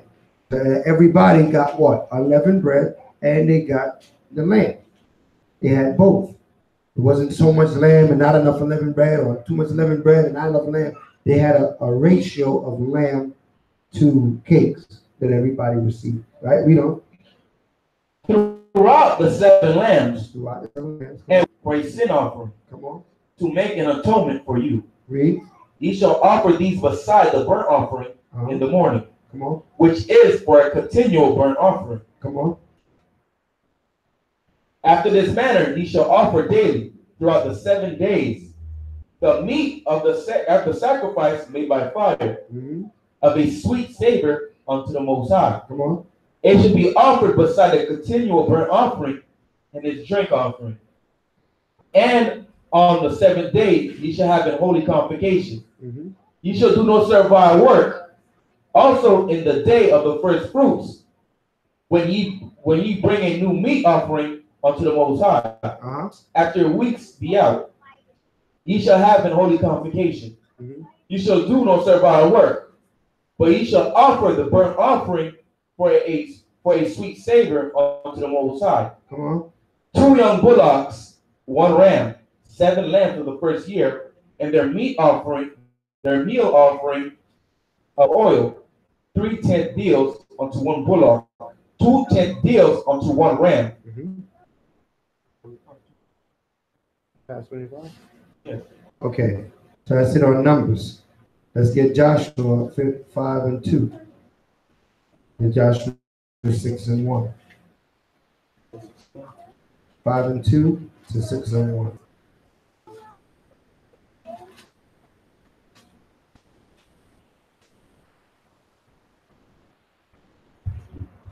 So now we're going into the half Torah portion. We completed the portion of the Torah, and now we're going into the half Torah portion.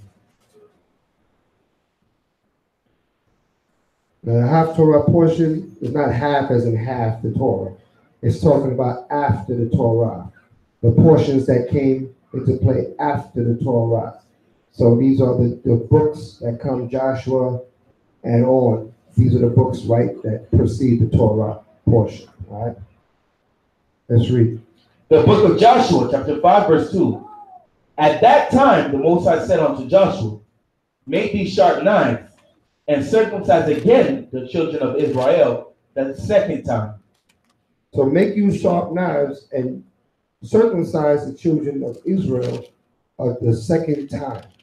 So what's happening here is the children of Israel are being circumcised, right? We went over the spiritual meaning of circumcision, okay? Which means to be obedient to the word of the Most High. But they were being physically circumcised as we were entering our land, the land of Israel. We know. And Joshua made him sharp knives and circumcised the children of Israel of the foreskins. Come on. And this is the cause why Joshua did circumcise. Right, they call it the hill of the foreskins, right? I mean, you know, we always name things according to events, all right? So it was a place where everybody came and got the circumcision that needed to be circumcised. All right, we know. All the people came out of Egypt, males, even all the men of war died in the wilderness. Right, so everybody that came, that was in Egypt, that lived in Egypt, that made it through the wilderness, they died in the wilderness, the men of war. Who's the only two that made it from Egypt to the land of Canaan? Which the only two men to make it there? I see only one hand. Anybody else know? I want to pick that. Who knows? Who knows? Okay, I see you. Malachi. You have to say what you said. Nope. Who's the only two men? You better know, right? I'll let Malachi answer it since he's been going crazy. Okay. Joshua and Caleb. Joshua and Caleb are the only two that made it from Egypt to the land of Canaan, which was changed to the name of Israel. Okay? That shows only those two. Let me look. It's in the book of Joshua. Oh, exactly. Let me get the question.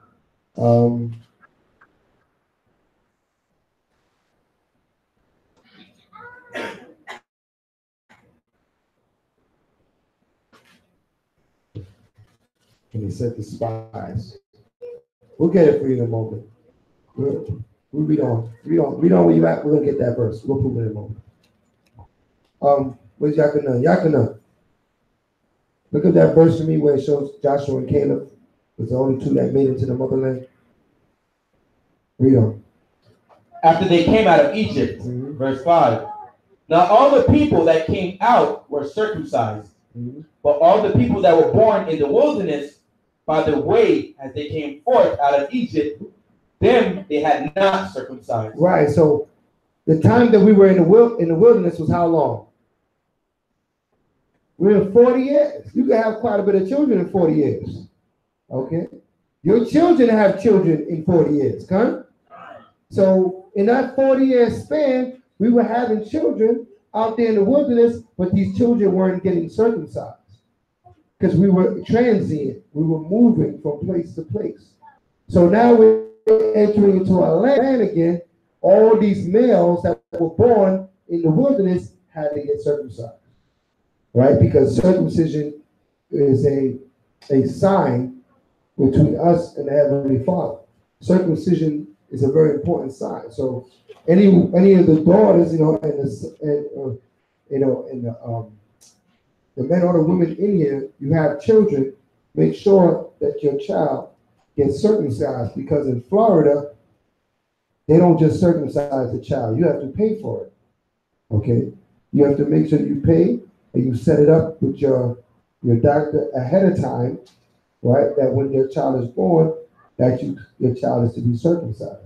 Now, what day are we to be circumcised? That's right. On the 8th day, we ought to be circumcised. Hold that and give me, let's get the law in it. Give me Exodus 4:26.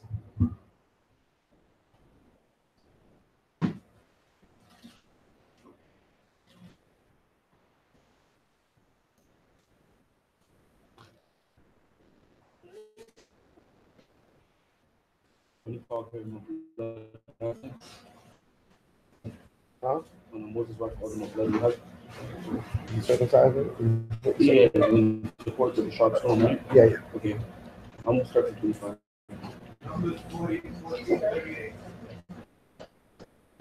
Numbers what? We'll get that one too. Numbers 14:38. After that.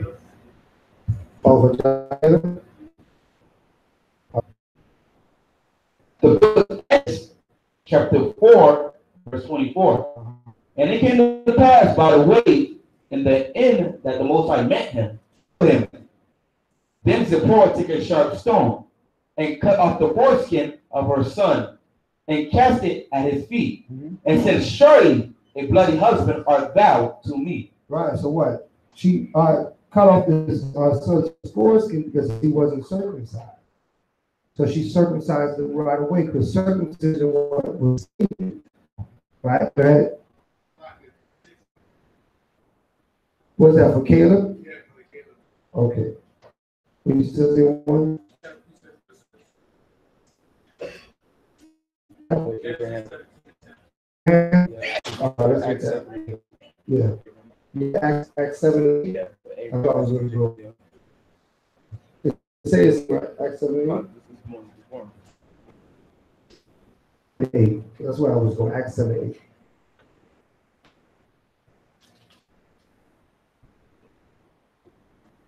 Yeah. Yeah.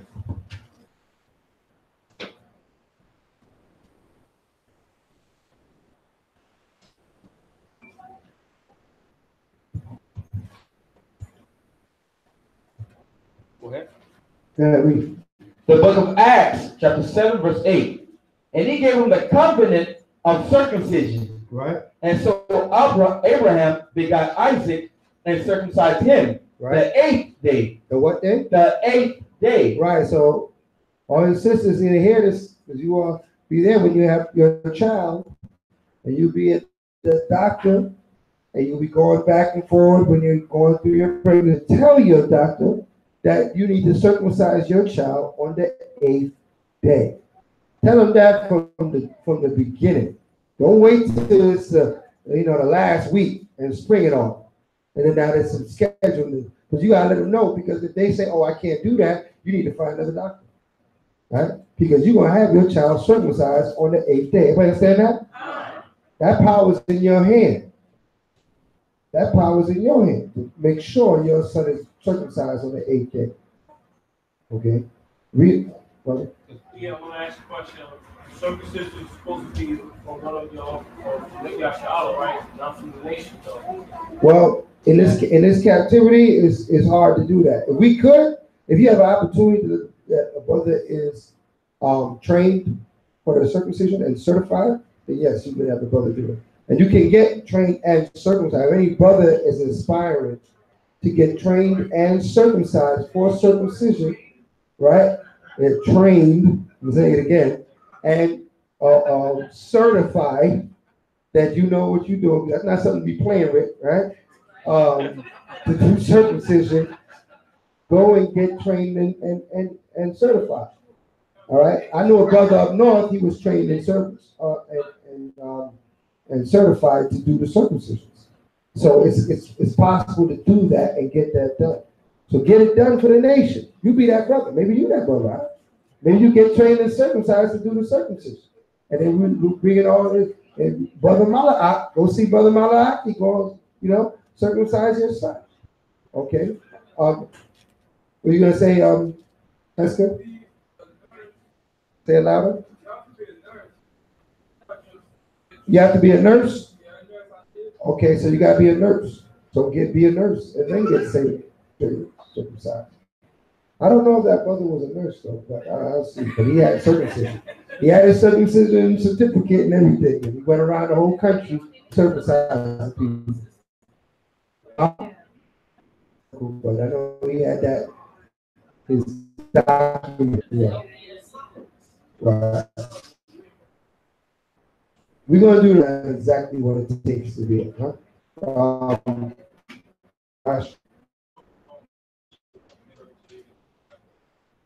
Yeah, they're the devil that the Bible speaks of.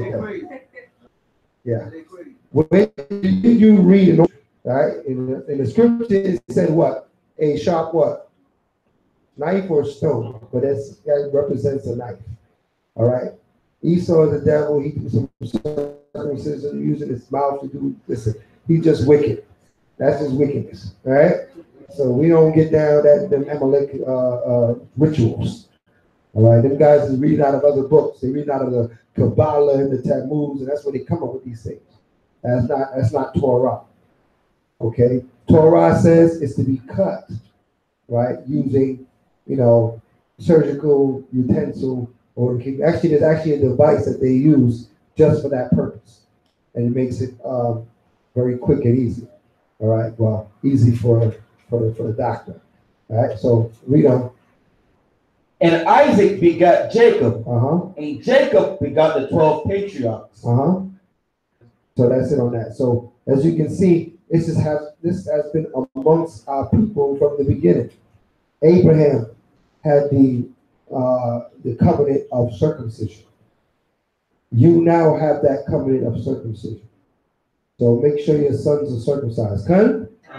And if any brother that's not, and he wants to go to the doctor and get circumcised, go for it. Don't think, oh, well, I'm not 8 days old, I can't be circumcised.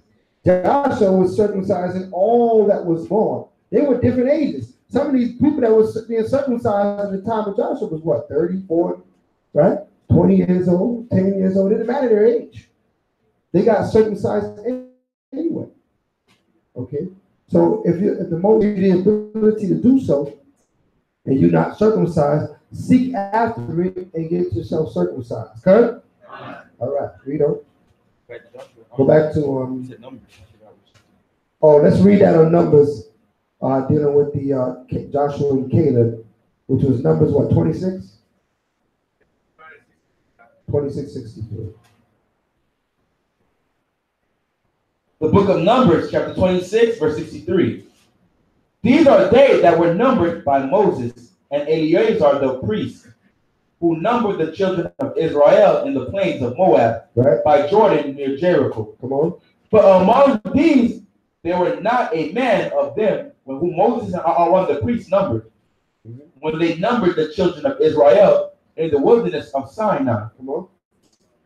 For the Most High has said of them, they shall surely die in the wilderness. Right? And there was not left save Caleb and the son of Jephunneh, and Joshua the son of Nun. Right? You see that? That's the proof on that. Caleb and Joshua was the only two. The rest of them did not make it. Okay? They were rebellious. They still had them old Egyptian customs in them. They want to reestablish things of Egypt. They did not make it. All right? So we don't want to be them brothers. We want to be, we want to forsake this kingdom. Forsake what we've learned in this kingdom, whatever countries we came up in, whether it be anywhere in this hemisphere or anywhere in the other hemisphere, whatever country you come from. You a Hebrew Israelite, you forsake the customs of that country. Okay? You forsake those customs and you put on Torah so that you make it into the kingdom. Everyone understand that? Let's go back. The book of Joshua, chapter 5, verse 6. For the children of Israel walked 40 years in the wilderness. Come on. Till all the people that were men of war, which came out of Egypt, were consumed, because they obeyed not the voice of the Most High, unto whom the Most High swore that he would not show them that the land, which the Most High swore unto their fathers, that he would give us, a land that floweth with milk and honey. Right. And their children whom he raised up in their stead, them Joshua circumcised, for they were uncircumcised, because they had not circumcised them by the way. Right. It came to pass, when they had done circumcising, that they abode in their place in the camp, till they were whole. So they were what? Whole. Right. So what does that mean, whole? So they were healed. So they had to go through a healing process. Because that's you have to heal up after being circumcised. All right. It could be a bit painful, all right? But it's still necessary. All right, that we go through it for the Most High. Yeah, everybody understand that? Verse 9. And the Most High said unto Joshua, this day have I rolled away the reproach of Egypt from off you. Wherefore the name of the place is called Gilgal unto this day. And the children of Israel encamped in Gilgal, and kept the Passover on the 14th day of the month, and even in the plains of Jericho. And that's what we did last night. We kept the Passover. That was the 14th month of the year, 14th day of the first month of the year. Did we keep the Passover last night? Okay, so we're in the 15th day right now. We're in the Feast of Unleavened Bread. So for this whole week, we can't eat any bread that has leaven and yeast. Everybody said that? That means no donuts, no sliced bread, no pancakes, no, what's that? Huh? No cookies, right? None of them cookies, sister. Thursday at even. Thursday at even. What do you mean, what day of the week? The date? Oh, the number, the date. You look it up. Thursday coming. Get your matzah. I know people got recipes for pizza matzah and all kind of stuff, right? Make your matzah how you want to make it wonderful, eat it, enjoy it, because every day you have to eat unleavened bread. Everybody understand that? Every day, don't eat leaven, but you have to eat the unleavened bread every day. So that's two things you got to remember. Sis.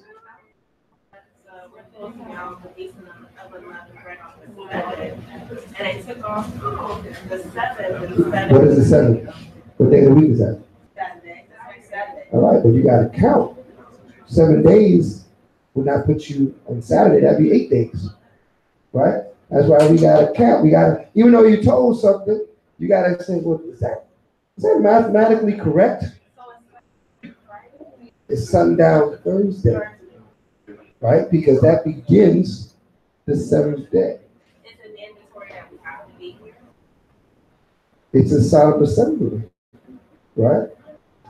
It's a solemn assembly. All the solemn assemblies are mandatory. Okay? Do tortillas have yeast? You have to read the back of the tortilla. Read the back. If it has yeast, it will tell you. I don't know how every corn tortilla is made.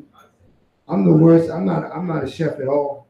All right. I'm on the other side of the table. I eat the food. I don't make it. Right. But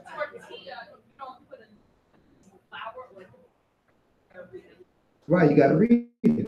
That's what I'm saying. You gotta read it. I don't know. All right, but out of unleavened things that you can eat, I would say it's just a week. Keep it simple. All right. Eat vegetables and meat, and you're good. Why even worry about it? Tortilla? Can I have a tortilla? Forget about it. Stay away from processed food for a week. Okay. Eat fresh for a week. Can you do that, Akim? Eat fresh food for a week. No, this way you ain't got to worry who put what in there when it was in the laboratory. No laboratory food for a whole week.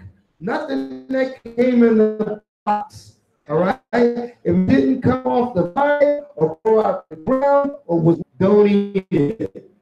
All right? And that's it. And you don't got to worry about it. Cut? All right. We got to eat the unleavened. So is it eating the unleavened part of takeaway?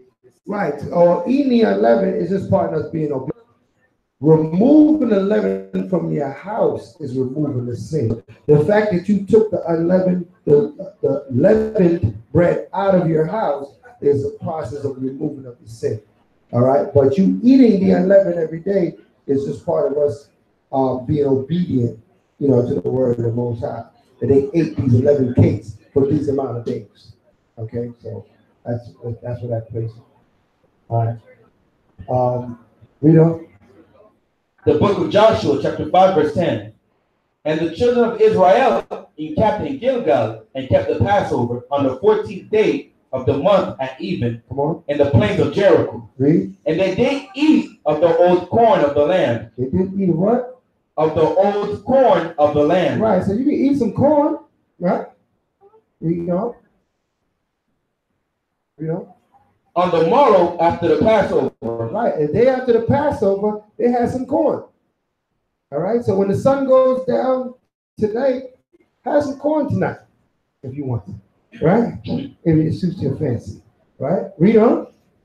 Unleavened cakes and parched corn. Unleavened cakes and parched corn. What is parched corn? Dried corn. Corn that was what? Dry. Dry? No, roasted. Roasted and then dry? No, roasted. Just roasted? Okay. I'm asking. I'm really asking. That wasn't a question that I knew the answer to.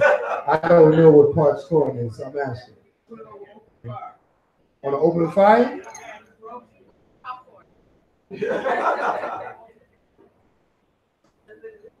I don't think it's popcorn. No, but that's popcorn. But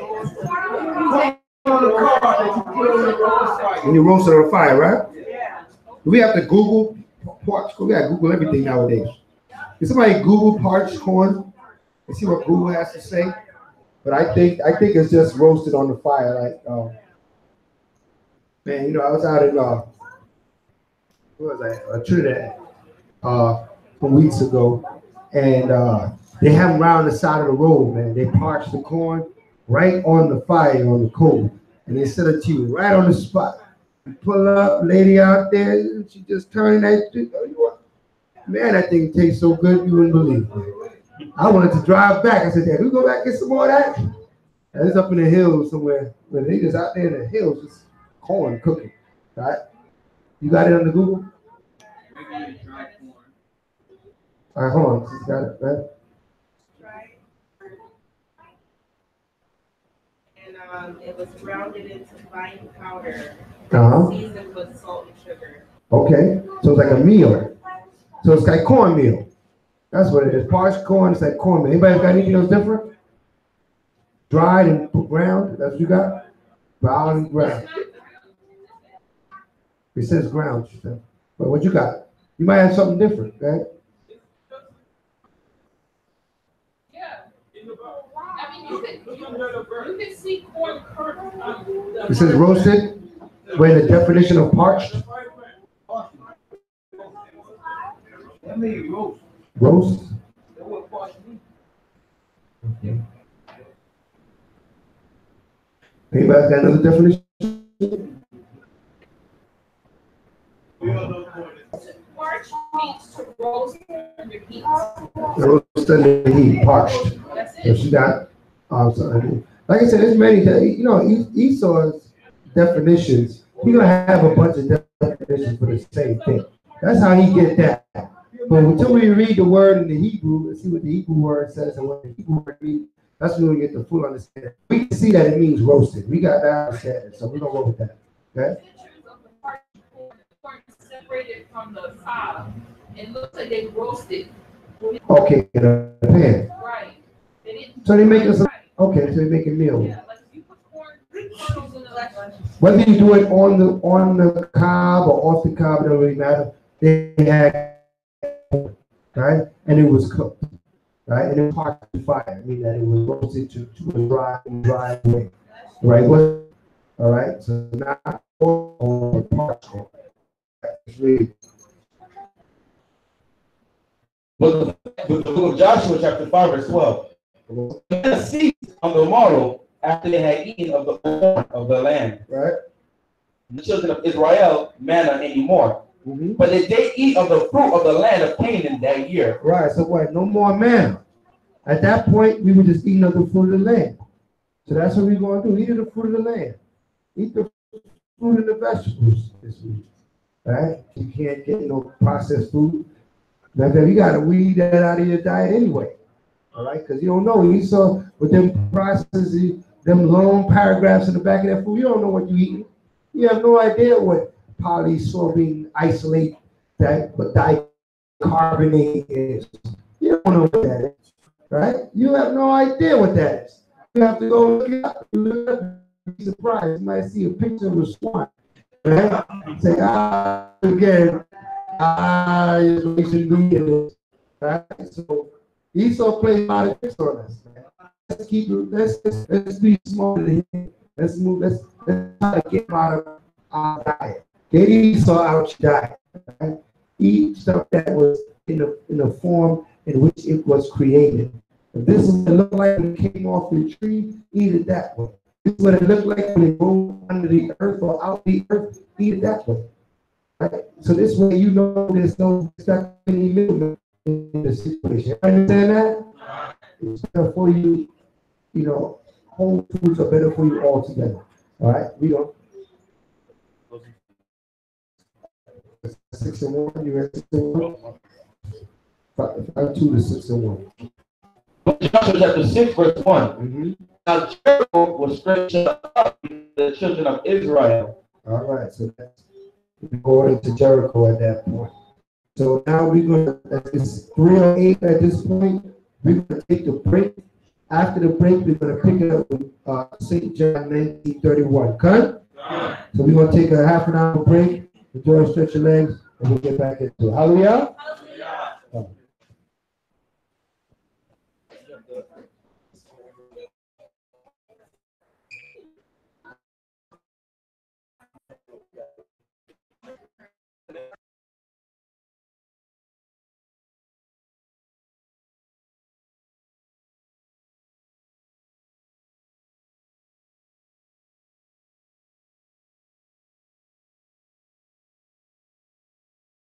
Skip a few verses for y'all.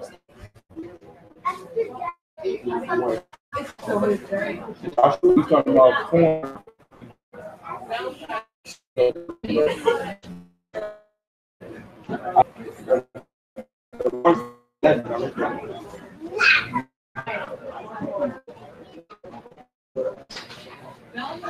was in the back. Okay, so you guys rolled it out. We had the front. We typed it out. More time you're gonna see this, it's not gonna be connected for us. You don't see that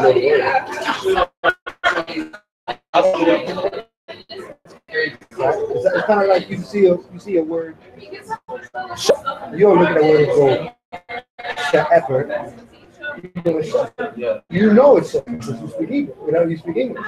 So that's how we knew. Like even if you look at words in the dictionary, they have the English words. All right.